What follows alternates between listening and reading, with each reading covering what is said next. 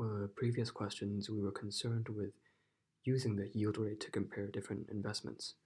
And in this case, we're going to try to use the concept of net present value.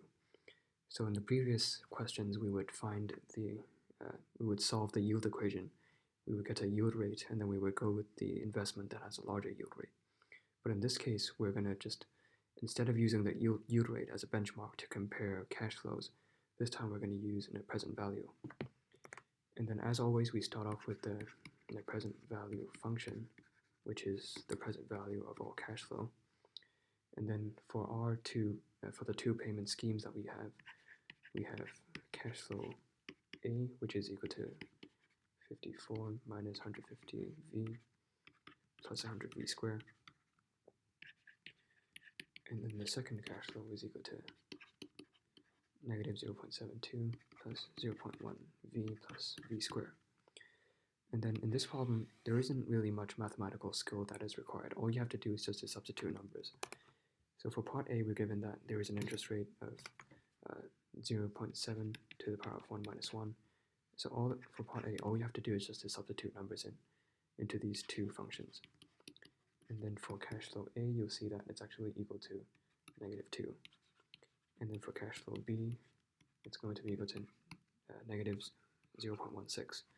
So since both of these net present values are smaller than 0, so that's why we decide to undertake none of these business ventures.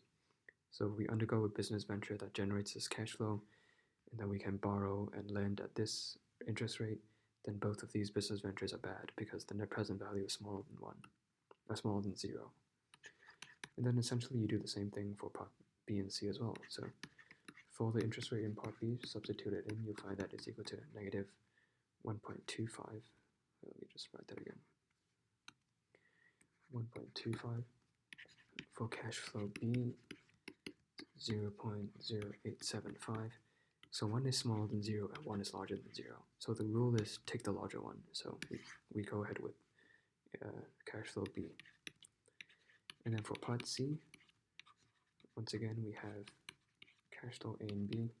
One is equal to 4, one is equal to 0.38. So all you have to do is just to substitute numbers in, and you get these numbers. So both of these are larger than 0, but cash flow A, then the present value is larger. So we go with the larger one. So the point of this question really is to illustrate how to apply the net present value rule. So if both of them are negative, then don't take either of them. If one is negative, one is positive, then go with the positive one. If both are positive, then go for the larger one. So mathematically, there is really not much challenge here in this question. So it's more of a conceptual challenge here. And this concept of using net present value to compare cash flows, this will come up in later courses like Stat 3904. So you can expect this to come back up again. So even though the method used here mathematically is very simple, this is actually a pretty universal concept, and you are very likely to encounter practical applications of this concept in your internship as well. So just keep this in mind.